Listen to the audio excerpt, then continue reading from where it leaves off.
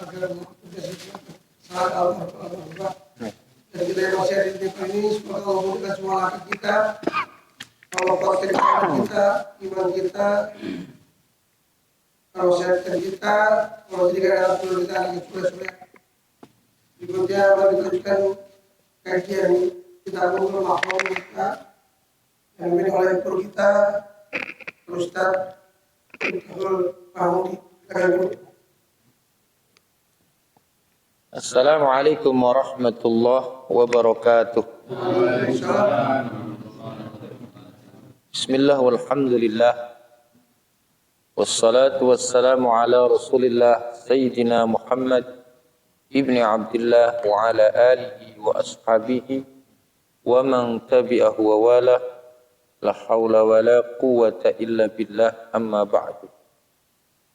Hadratal mukarramin wal muhtaramin, yang saya hormati orang tua saya Al-Mukarram Bapak Haji Supandi, para bapak-bapak jamaah Masjid Al-Mustaqim, yang semoga kita semua yang hadir, yang duduk di majelis yang mulia ini senantiasa mendapatkan limpahan rahmat, taufik, hidayah serta inayah dari Allah Subhanahu wa taala. Alhamdulillah, malam hari ini kita bisa berkumpul, yang mana tempat di mana orang berkumpul untuk berzikir kepada Allah, untuk belajar ilmu agama, itu disebut oleh Rasulullah dengan Riyadul Jannah, artinya tamannya surga. Nabi katakan, idza marartum bi Riyadul Jannah farta'u. Kalian itu kalau lewat taman surga jangan nyelonong baik, mampir. Para sahabat bertanya, wa ma riyadul jannah ya Rasulullah? Apa yang kau maksud dengan taman surga itu wahai Rasulullah? Maka Nabi menjawab, majalisul dzikri au majalisul ilm. Tempat-tempat di mana di situ orang pada berzikir kepada Allah, tempat-tempat di mana di situ orang-orang belajar tentang agama Allah. Maka orang yang duduk untuk bareng-bareng berzikir dan belajar, dia pada hakikatnya telah berada di tamannya surga. Berarti kalau sudah berada di tamannya surga, ya taruhlah halaman surga begitu, tinggal masuk ke dalam surga. Artinya ini adalah bahasa majaz, bahasa kiasan, bahwa orang yang belajar ilmu, duduk di majelis ilmu, itu dekat sekali dia dengan apa? Dengan surga. Baik, kita akan lanjutkan kajian kitab Bulughul Maram min Adillatil Ahkam, satu kitab yang ditulis oleh seorang ulama besar, Al-Imam Ahmad Ibnu Ali Ibnu Hajar Al-Asqalani, dan kita masih membahas tentang sholat tatawwu atau sholat sunnah. Silakan. Bismillahirrahmanirrahim. 400 dari Aisyah, ia berkata, tidak pernah Rasulullah SAW kerjakan tasawuf di Ramadan, dan tidak lainnya lebih daripada 11 rakaat, yaitu ia sholat 4 rakaat. Jangan kau tanya tentang bagusnya dan panjangnya. Kemudian ia sholat 4 rakaat. Jangan kau tanya tentang bagus dan panjangnya. Kemudian ia sholat 3 rakaat. Berkata Aisyah, saya bertanya, ya Rasulullah, apakah paduka Tuhan hendak tidur sebelum witir? Sabdanya, ya Aisyah, sesungguhnya 2 mataku tidur, tetapi tidak tidur hatiku. Mustaka alaih. Lanjut satu lagi. Berikutnya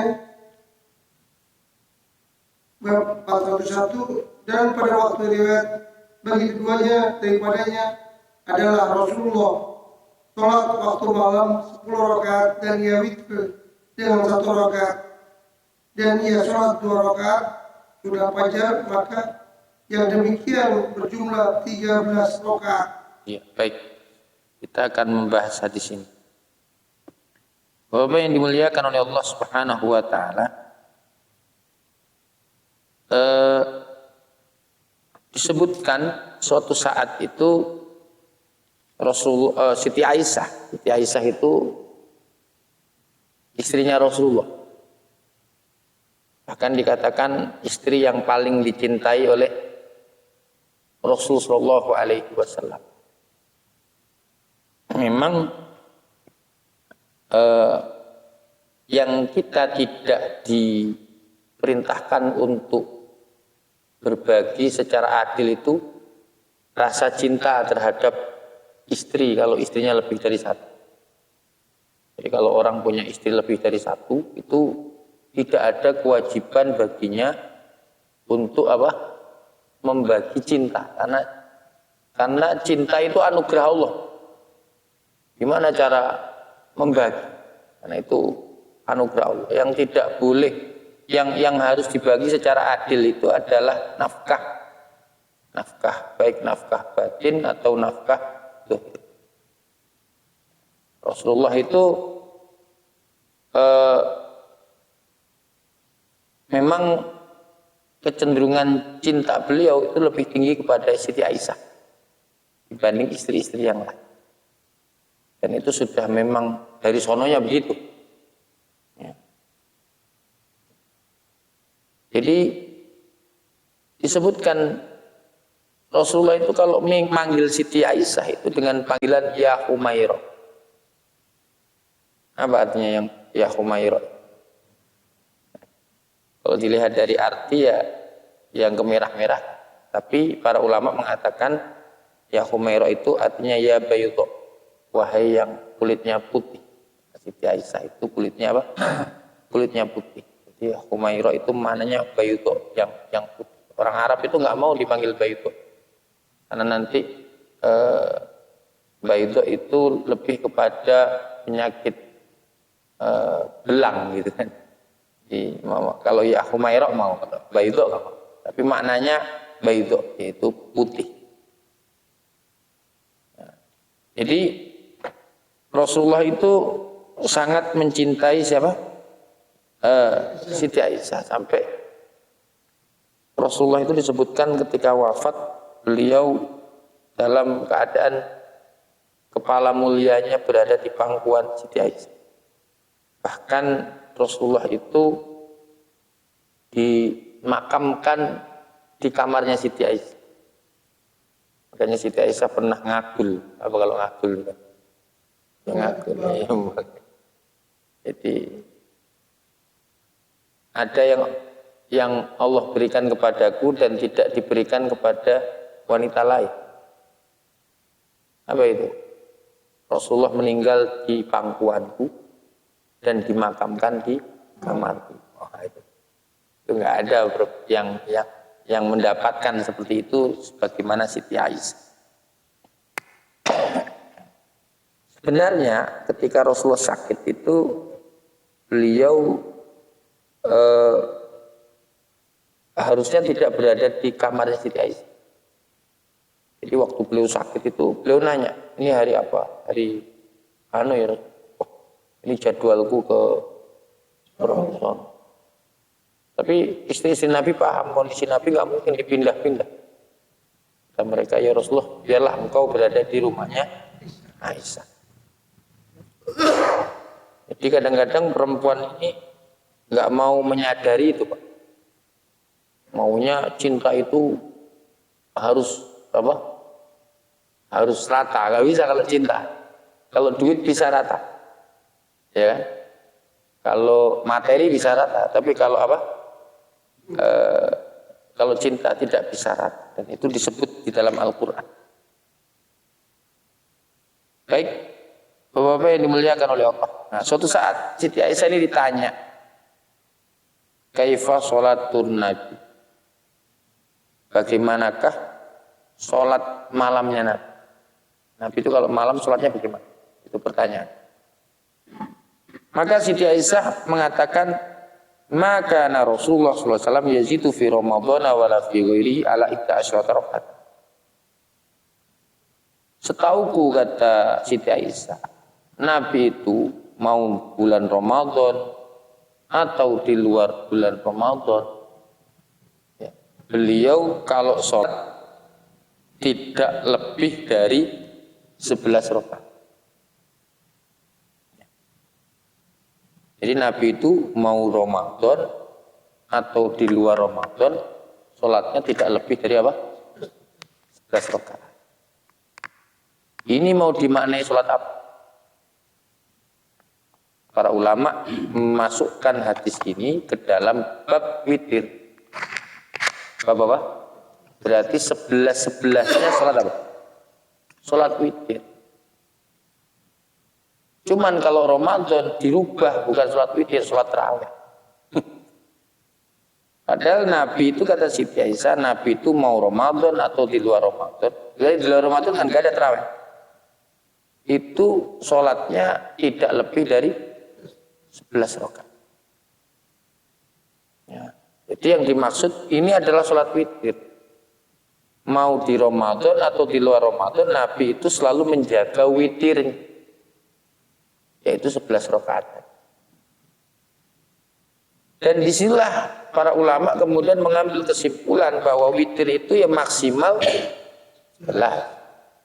Kalau nanti ada riwayat yang mengatakan 13 hingga ada ulama kemudian yang mengatakan maksimal witir itu berapa? 13. Ini artinya Nabi itu selalu menjaga witir. Itulah hebatnya Nabi. Nabi itu ya apa yang beliau katakan itu adalah apa yang beliau lakukan. Kan Nabi pernah mengatakan al-witru haqqun. Salat witir itu adalah kewajiban. Dan Nabi bilang, walaupun sebagian ulama memaknai makna hak di sini bukan wajib, tapi sunnah yang mendekati wajib, namanya sunnah muakkad. Jadi sunnah yang mendekati wajib yang disebut dengan apa? Sunnah apa? Muakkad. Jadi saya lanjut. Nabi kalau mungkin disimpulkan, Nabi itu bilang, jaga witirmu, lakukan setiap malam sholat apa? Witir. Nabi nggak hanya, kalau sindiran orang sekarang jargoni. Apa jargon? Iso ngajar lah, iso ngelakon. Ya, tahu kan Pak? Kalau orang Jawa tahu. Yang Jawa ada Pak? Nggak ada yang Jawa ya? Oh, semua Jawa. Jargon itu iso ngajar lah, iso. Kalau Rasulullah itu apa yang beliau ajarkan itu adalah apa yang sudah beliau kerjakan. Kalau ustadz ulama sekarang kan banyak kayak kalau istilah Kiai Zainuddin itu connect bis. Jadi ada connect bis bilang, Pulau Gadung, ayo naik. Nyampe Pulau Gadung, penumpangnya turun, connectnya tetap jalan lagi, nggak turun. Jadi connect cuma bilang Pulau Gadung, giliran orang turun di Pulau Gadung, connectnya tetap apa? Tetap jalan. Kalau Rasulullah, apa yang beliau perintahkan pasti sudah beliau kerjakan. Apa yang beliau perintahkan sudah pasti beliau kerjakan. Sebutkan aja apa yang Nabi perintah, pasti sudah beliau kerjakan. Nabi memerintahkan para sahabat untuk istiqomah sholat witir. Bahkan ada seorang sahabat Nabi itu namanya Abdullah bin itu mimpi dia itu mau jatuh ke dalam neraka. Jadi Abdullah bin Umar itu bercerita, aku itu mimpi dibawa oleh aku itu mimpi Ya, ceritanya mimpi itu mau masuk ke dalam lubang, yang mana lubang itu isinya api. Tiba-tiba aku diselamatkan oleh seseorang. Selesai beliau bangun tidur, beliau kemudian nemuin kakaknya namanya Hafsah. Hafsah itu istrinya Rasulullah. Terus kata Abdullah bin Umar, tanyakan kepada Rasulullah, wahai kakakku, apa makna mimpi? Maka ditanyakanlah oleh Hafsah mimpinya Abdullah bin Umar. Kata Rasulullah, Abdullah bin Umar ini ya akan senantiasa menjadi orang baik selama dia itu menjaga sholat malam. Maka kata Abdullah bin Umar, sejak saat itu aku tidak pernah meninggalkan sholat malam, di antaranya sholat witir. Jadi Nabi itu memerintahkan sahabatnya sholat witir, beliau pun sudah apa? Bahkan kata Siti Aisyah, Nabi itu selalu sholat witir. Dan sholat witirnya Nabi setelah dihitung-hitung oleh Siti Aisyah itu tidak lebih dari apa? 11. Ya, ini kemudian dijadikan dalil oleh sebagian ulama bahwa batasan sholat tarawih itu 11 plus witir. 8 tarawih, 3 witir. Namun pendapat ini ditentang oleh banyak ulama. Di antaranya Imam Ibnu Taimiyah. Beliau mengatakan bahwa salah kalau ada orang bilang sholat tarawih itu punya batasan jumlahnya sekian dan sekian. Jadi kalau ada orang bilang bahwa tarawih itu sekian, nggak boleh sekian, itu salah. Kalimat seperti itu salah. Karena tarawih itu adalah sholat malam yang tidak terbatas jumlah.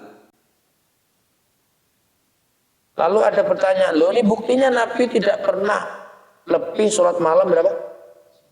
11. Ini dulu suatu saat ketika Rasulullah itu sholat malam, ada sahabat yang ngikuti.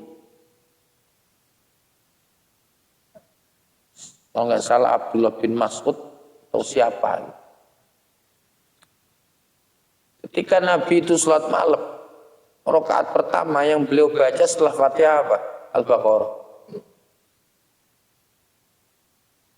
Kalau kita mungkin Al-Baqarah cuma 5 ayat, Allahu Akbar. Ini enggak sampai selesai.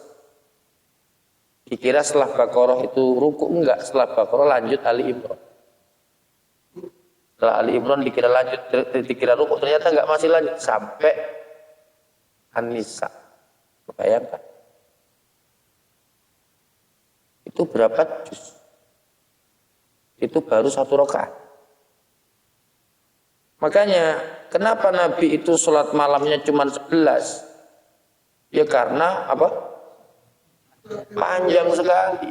Tidak mungkin lah kalau 1 rakaatnya itu beliau bisa menghabiskan waktu 1 jam.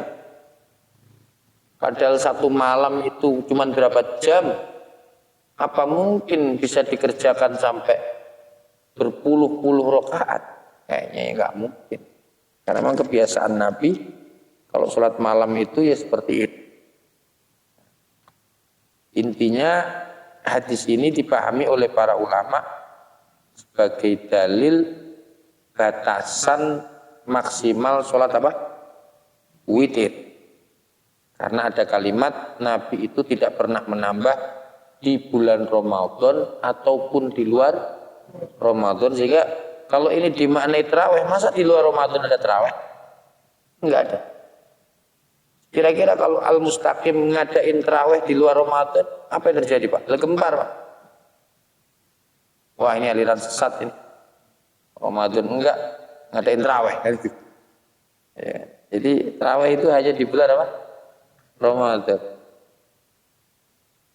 Dikatakan yusolli arba'at falatas al-an husnihinna wa tuli. Thumma yusolli arba'an falatas al-an husnihinna wa tuli. Nabi itu sholat 4 rakaat, jangan kau tanya bagus dan panjangnya. Kemudian 4 rakaat, jangan kau tanya ya bagus dan panjang. Ini hadis dipahami oleh sebagian ulama bahwa Nabi itu sholat malamnya 4 rakaat 1 kali salam berdasarkan hadis ini. Perlu kita paham, ini namanya hadis fi'liyah, hadis yang menyebutkan perbuatan Nabi. Ini pun kan bersumber dari Siti Aisyah. Jadi ada hadis fi'liyah, ada hadis qauliyah. Ada hadis yang berupa perbuatan, ada hadis yang berupa ucapan. Nabi kan pernah mengatakan, sholatul laili masna masna. Sholat malam itu 2. Ya. Jadi sholat malam itu dikerjakan 2 rakaat 1 kali salam, 2 rakaat sekali 1 kali salam. Jadi ini menarik. Satu sisi Siti Aisyah meriwayatkan bahwa Nabi itu sholatnya 4 rakaat, kemudian 4 rakaat. Satu sisi lagi Nabi mengucapkan sholat malam itu 2 rakaat 1 kali salam, 2 rakaat 1 kali salam. Maka para ulama mengatakan bahwa kalau ada hadis qauliyah dan ada hadis fi'liyah, maka yang harus dimenangkan hadis qauliyah. Karena itu adalah perintah Rasul. Sedangkan perbuatan Nabi ini kan bersumber dari cerita. Maka ada yang menjelaskan bagaimana memaknai Nabi itu sholat 4 rakaat, kemudian 4 rakaat begini. Nabi itu habis isya tidur. Habis isya tidur, kemudian beliau bangun, sholat 4 rakaat 2 kali salam. Terus beliau tidur lagi. Terus sholat lagi 4 rakaat 2 kali salam. Jadi ini yang terjadi menurut para ulama. Maka banyak ulama, khususnya mazhab Syafi'i, yang mengatakan kalau sholat malam dikerjakan 4 rakaat 1 kali salam, maka tidak sah. Jelas? Karena Nabi telah mengatakan sholatul lail masna masna. Sholat malam itu harus dikerjakan 2 rakaat 1 kali salam, 2 rakaat 1 kali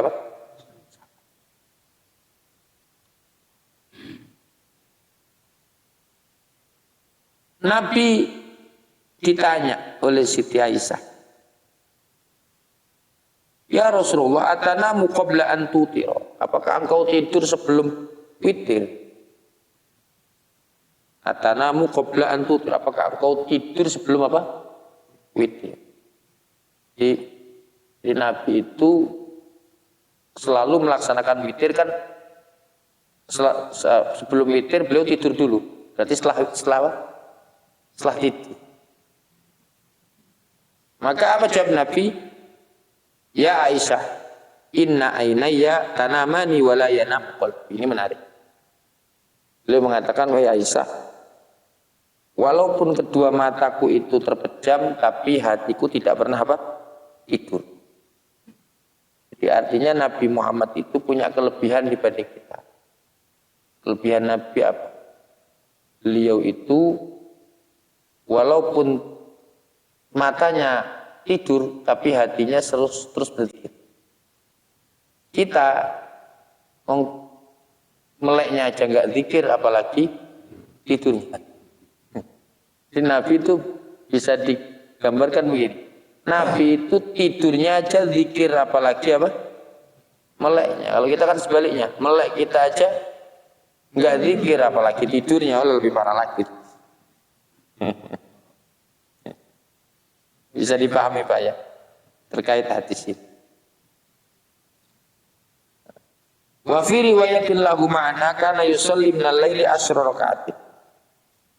Disebutkan dalam satu riwayat Nabi itu selalu salat malam itu 10 rakaat. Wa yutiru bisajdatin, dan sujud dan witir dengan 1 sujud, artinya 1 rakaat. wa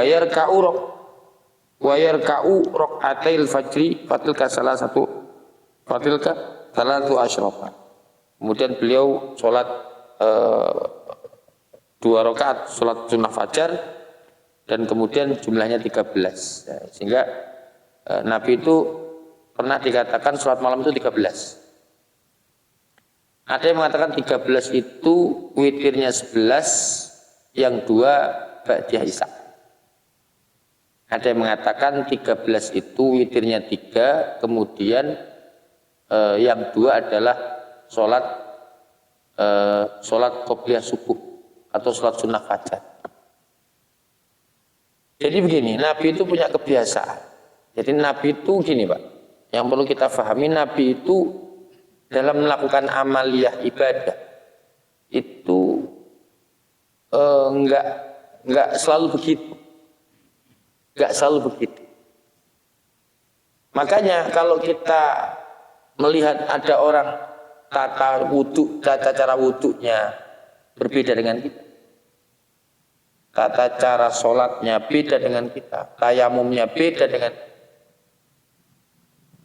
Maka kalau kita menanyai mereka, pasti mereka punya dalil. Dan semua bersumber dari Rasulullah. Termasuk kita. Oh, cara wudhu kita begini, cara tayamum kita seperti ini, cara sholat kita seperti ini. Itu semua pasti ada jalurnya ke Rasulullah. Loh, kok yang beda dengan saya ke Rasulullah, saya pun ke Rasulullah? Bagaimana ini? Jawabannya karena Nabi itu ketika melakukan sesuatu tidak sama. Contoh, wudhu itu Nabi kadang beliau mengusap kepalanya begini, terus lanjut ke telinga. Kadang ngambil rambut begini, terus ambil air, terus telinga. Ini beda. Kadang rambut langsung telinga, kadang rambut sendiri, telinga apa? Sendiri. Nabi itu kadang tayamum zorbatan, 1 kali pukulan, plek. Terus diambil begini, terus tangan. Kadang 2 kali pukulan, 1 untuk muka, 1 untuk tangan sampai siku-siku, sini tangan sampai siku-siku. Jadi Nabi itu kadang tayamum cuman segini, kadang sampai segini. Bahkan dalam satu riwayat Nabi itu tayamumnya yang diusap tangan dulu baru muka. Lah, beda-beda. Riwayatnya itu beda-beda. Sehingga para ulama menyimpulkan bagaimana tayamum yang benar seperti Rasulullah, mereka nggak sama. Sholat pun begitu. Ada yang Allahu Akbar itu ininya nempel ini. Ya. Ini nih ujung jari adwa mangkibah itu seperti itu. Ada yang ini lurus sama ini. Ya. Ada yang gini, ada yang begini, bahkan ada yang begini. Lah semua dari riwayat. Sehingga nggak bisa kita nyalain orang atau nggak mau orang disalahin. Oh, jangan nyalain saya begitu. Saya pun ada dasarnya, Pak. Makanya pentingnya kita ngaji itu untuk memahami bahwa Rasulullah itu tidak selalu sama. Bahkan termasuk sholat malam. Tadi saya sebutkan Nabi itu pernah sholat malam itu 4 rakaat, tidur 4 rakaat, 3 rakaat. Pernah juga sholat rakaataini, summa rakaataini, summa rakaataini, summa rakaataini, summa rakaataini, summa rakaataini, summa rakaat. Nabi pernah 2 rakaat, 1 kali salam 2 rakaat, 1 kali sampai 12, kemudian ditutup sampai 10 ya. Kemudian ditutup dengan apa? 1 rakaat. Nabi pernah juga sholat witir itu 5 rakaat 1 kali salam, pernah. 3 rakaat 1 kali salam, pernah juga. Tuh kan, nggak sama. Sehingga mana yang benar? Ya semua benar. Ini kan hanya masalah jalur. Jalur itu kalau bahasa fikihnya madhab, mau pakai jalur mana? Jalur ini, jalur ini, jalur ini, jalur ini. Semuanya nanti ujung-ujungnya nyampe ke Rasulullah. Bisa dipahami Pak ya? Jadi begitu. Makanya kalau kita bicara madhab, madhab itu akan berkembang ya tergantung lingkungan, tergantung budaya. Ya delalah di Indonesia ini seperti Mesir, Syafi'i cocok. Tapi banyak daerah-daerah seperti Afghanistan, India, itu Syafi'i kurang cocok. Di sana yang cocok Hanafi, Maliki, gitu kan. Ya kan? Jadi ya masalah selera aja. Jadi semuanya benar, semua madhab itu apa? Benar, kecuali memang yang melenceng dan kemudian ditulis oleh para ulama sebagai firqah dhalalah, yaitu apa namanya itu kelompok. Jadi Nabi itu punya kebiasaan, beliau itu kalau sholat malam itu kalau Bilal adzan, jadi Nabi itu punya muadzin dua untuk subuh itu. Ada yang adzan menjelang subuh, ada yang adzan pas subuh. Yang menjelang subuh itu adalah Bilal bin Rabah. Yang pas subuh namanya Ibnu Ummi Maktum, sahabat yang buta. Jadi dia tahu kapan waktunya sholat kalau ada yang ngasih tahu. Kalau nggak ada yang ngasih apa-apa ya nggak adzan, nggak ngelihat. Jadi saya lanjutkan.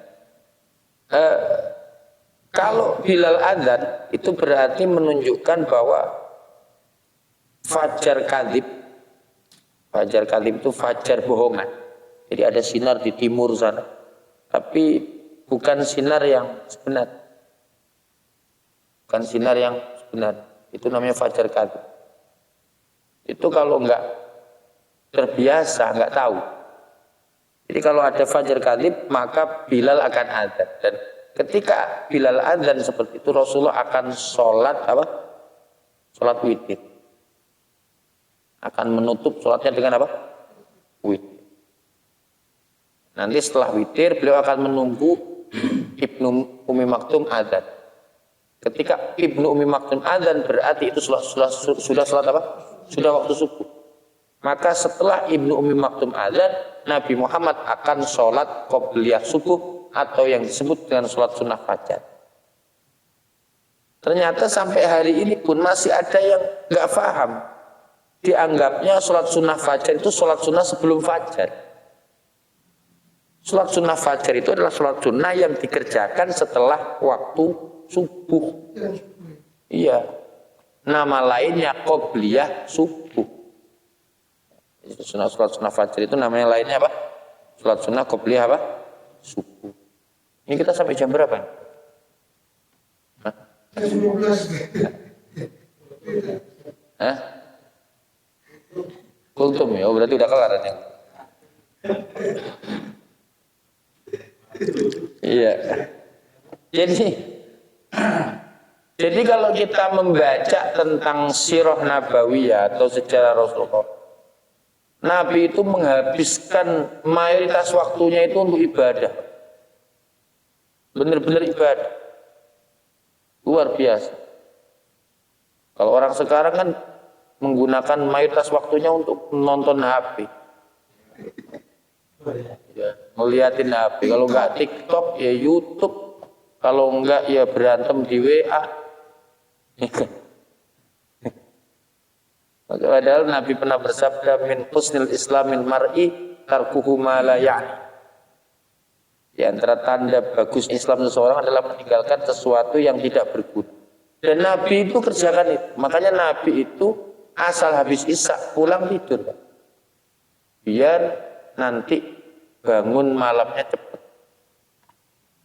Kalau sekarang banyak yang tidurnya telat dan dampaknya sholat subuhnya telat juga, malah nggak sholat subuh. Makanya Nabi itu mayoritas umur beliau hidup beliau. Dalam satu hari beliau lalui waktu itu mayoritas dipakai untuk apa? Ibadah. Dan hidup itu kalau mayoritas dipakai ibadah itu enak,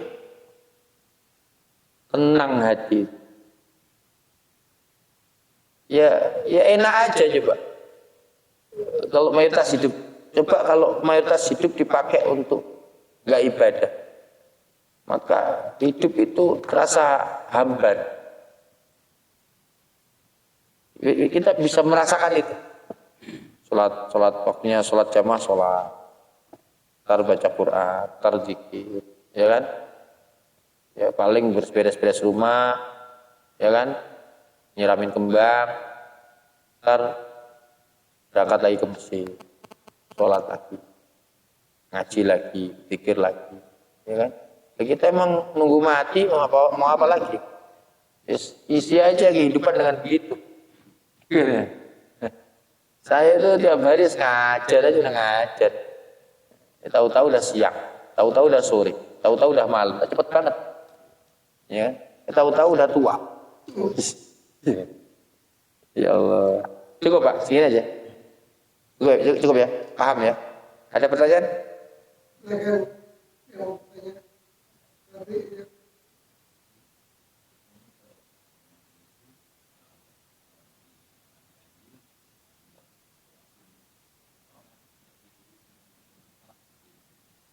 Oh iya. Jadi yang Nabi itu Pak, di Ramadan sholat taraweh, sholat malam berjamaah hanya 3 kali. Dan itu di akhir hayat beliau. Makanya ketika Rasulullah wafat, kan kepemimpinan digantikan oleh Abu Bakar. Di masa Abu Bakar ini, para sahabat Nabi kalau Ramadan mereka memenuhi Masjid Nabawi tapi sholat dewi-dewi, sholat sendiri.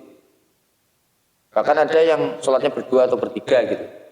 Tapi enggak seragam. Pokoknya ada yang kuno, ada yang ruku, ada yang sujud, ada yang masih berdiri, ada yang duduk di antara 2 sujud. Jadi berantakan gitu. Jadi kayak orang lomba aja. Dan itu berjalan selama pemerintahan Abu Bakar sekitar 2 tahun.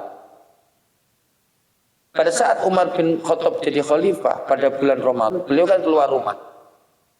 Umar itu kan kebiasaannya kalau malam jalan-jalan, baik melihat rakyatnya atau melihat masjid. Beliau lihat kok dilihat nggak enak, sholat kok nggak bareng gitu. Sehingga ada yang ngusul, wahai Umar, bagaimana kalau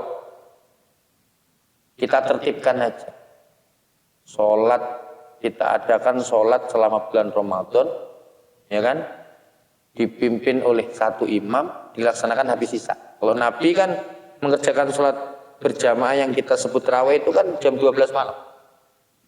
Ini dilakukan habis isya. Oke, bagus kayaknya ide ini daripada berantakan begitu. Siapa yang kita tunjuk jadi imamnya? Waktu itu ada sahabat yang ahli Quran namanya Ubay bin Ka'ab. Dialah yang ditunjuk menjadi apa? Menjadi benar. Akhirnya diumumkan mulai besok tidak boleh orang sholat dewi-dewi, nggak boleh sholat sendiri. Sholat harus, kalau sholat mau sholat di masjid harus berjamaah dan dipimpin oleh Ubay bin Ka'ab.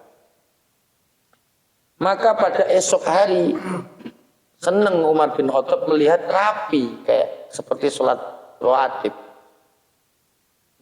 Jadi dilihatnya rapi, Allahu Akbar, sami Allahu liman hamidah, itu kan bareng-bareng. Maka apa komentar Umar bin Khattab? Nikmatil bid'atu hadhi. Inilah sebaik-baiknya bid'ah. Gitu. Ketika melihat para sahabat dipimpin Ubay bin Ka'ab sholat tarawih, Umar bin Khattab bilang nikmatil bid'atu hadhi. Inilah sebaik-baik apa? Kenapa dikatakan sebaik-baik bid'ah? Karena nggak pernah terjadi di zaman Nabi. baru terjadi di zaman Umar bin Khattab. Oke, kita lanjut. Waktu itu Umar bin Khattab menetapkan sholat tarawih itu sebagaimana yang dilakukan oleh Rasulullah 11 rakaat plus witir. Cuman Umar bin Khattab menyuruh satu rakaatnya 100 ayat. Bayangkan, berarti kalau 10 rakaat berapa? 1000 ayat. 1/6 Quran. Quran kan 6.600, nah telah gitu ya, 6.260 ada yang bilang kan, ada yang mengatakan 200, 600, berarti kan 1/6 Quran. Ya kan, 1/6 Quran itu kira-kira kalau Quran 30 juz 1/6-nya berapa? Hah? 5 juz. Nah, telah begitu. Kuat nggak kira-kira Pak? Jangankan kita, para sahabat saat itu nggak kuat. Makanya disebutkan banyak sahabat itu sholat bawa tekan, bawa tongkat. Allahu Akbar, bawa tongkat. Supaya nggak roboh. 5 juz, Pak. Bayangkan. Akhirnya ada yang komplain ke Umar. Wahai Umar, boleh nggak sholat malam kita ini ayatnya dikurang? Jangan 100. Loh, Nabi nyontoinnya begitu. Gitu. Oke, kalau memang mau dikurangi ayatnya boleh, tapi ditambahi rakaat. Sehingga muncullah angka berapa? 20 rakaat plus 3 witir. Tapi dengan ayat yang ringan. Kalau nggak salah waktu itu 20 ayat atau berapa. Jadi dikurangi, jadi 20 rakaat per rakaat 20 ayat. Dan waktu itu dilakukan kunut kapan? Sejak pertengahan bulan Ramadan. Pada saat Umar itu. Kenapa dilaksanakan kunut di pertengahan Ramadan? Nah, karena di Islam itu ada konsep namanya tafa'ul. Tafa'ul itu apa? Nabi pernah ditanya, wa mal fa'lu, kan yu'jibunil fa'lu. Aku itu senang tafa'ul. Nabi ditanya, wa mal fa'lu ya Rasulullah. Apa yang disebut tafa'ul? Qaulun hasan. Ucapan yang baik, positive thinking, harapan baik. Jadi gini, kalau dari tanggal 1 sampai tanggal 15 bulan itu kan dari nggak ada menjadi apa? Ada. Dari kecil menjadi besar sampai bulat total tanggal 15. Nanti setelah tanggal 15 ke atas makin mengecil. Ya kan? Nanti hilang sedikit demi sedikit, tinggal separuh, kemudian jadi bulan sabit, kemudian sampai hilang. Maka dilaksanakan kunut di pertengahan Ramadan sampai akhir, harapannya adalah semoga masalah-masalah kita sebagaimana bulan menjadi apa? Hilang. Paham? Makanya beda dengan Imam Malik. Kata Imam Malik, kunut di waktu Ramadan itu mulai awal sampai, dan itu yang dikerjakan di Arab Saudi. Makanya kalau bapak-bapak umroh di bulan Ramadan di Mekah, di Masjidil Haram, itu mulai hari pertama sampai hari terakhir itu kunut. Iya, kan karena mengikuti pendapat madzhab apa? Maliki. Jadi gitu, paham nggak? Jadi demikian. Jadi seperti itu Pak ya, paham? Bisa dipahami? Lagi? Cukup. Segini aja dah. Jam 8:30 Pak. 8:30-nya sekarang dengan 8:30-nya ini beda Pak. Soalnya isanya jam 7. Biasanya kan isanya mau 7:30 nih. Isanya jam apa? Baik, semoga bermanfaat. Kalau nggak ada yang tanya, kita tutup dengan doa. Tapi bisa dipahami Pak ya? Jadi kesimpulannya begini, bahwa kenapa sih dalam Islam itu orang dalam melakukan amal itu berbeda-beda. Ya karena dulu Nabi mencontohkannya pun dengan cara yang berbeda-beda. Makanya kita ini kadang-kadang rebutan kan. Pokoknya yang sesuai Nabi itu saya. Ya, Anu bilang enggak, yang sesuai Nabi itu Nabi sendiri yang mana? kadang Nabi nyontohin semua ya. Maka dijawab, amal yang paling benar itu adalah yang paling ikhlas sudah itu. Anda mau setekepnya begini, kalau kurang ikhlas dalam beribadah, maka pahalanya kalah dengan orang yang enggak setekap. Nah, begitupun seterusnya. Bisa dipahami Pak ya? Jadi gitu. Kan bahkan ada yang ngomong saya. Ustaz, sebaiknya kita ngikutin sunnah Nabi atau sunnahnya Umar bin Khattab. Kalau Nabi kan 11, Umar berapa? 20. Seakan-akan Umar itu beda dengan apa? Nabi. Lo nggak mungkin. Umar itu nggak mungkin menyelisih Nabi. Sesuatu yang mustahil. Maka apa kata Rasulullah? Ashabi kan nujum bi ayyihim iktadaitum iktadaitum. Para sahabat itu seperti bintang yang ada di langit.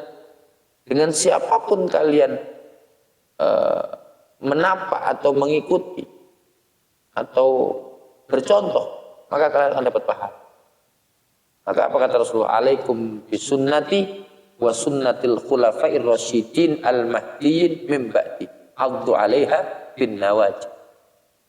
Kalian tuh selalu berpegang dengan sunnah dan sunnah para penggantiku yang mendapatkan petunjuk. Para penggantiku yang lurus yang mendapatkan apa? Petunjuk. Siapa itu?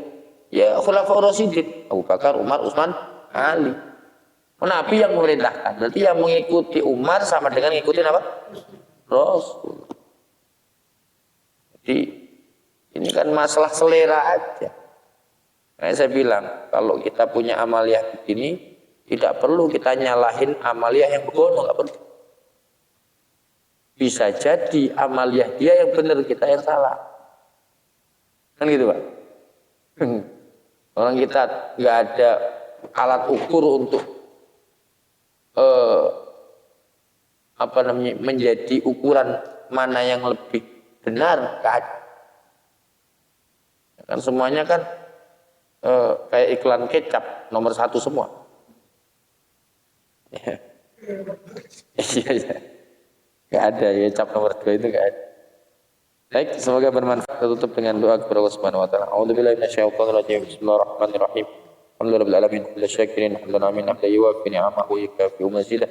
Ya Rabbana lakal hamdu wa lakal syukru kama yanbaghi li jalalika al-karim wa 'azimi sultanik. Allahumma shalli wa sallim wa barik ala sayyidina Muhammadin wa ala alihi wa sahbihi ajma'in. Allahumma aslih dzata bainina wal mu'allif baina qulubina. Rabbana la tuzigh qulubana ba'da idh hadaytana wa hab lana min ladunka rahmatan innaka antal wahhab. Rabbana atina fid dunya hasanah wa fil akhirati hasanah wa qina adzabannar wa adkhilna al-jannata ma'al abrar. Ya aziz ya ghaffar ya rabbal alamin. Subhana rabbika rabbil izzati amma yasifuna wa salamun alal mursalin walhamdulillahi alamin. Demikian kurang lebihnya mohon maaf. Wallahu muwaffiq. Assalamualaikum warahmatullahi wabarakatuh. Siapa itu?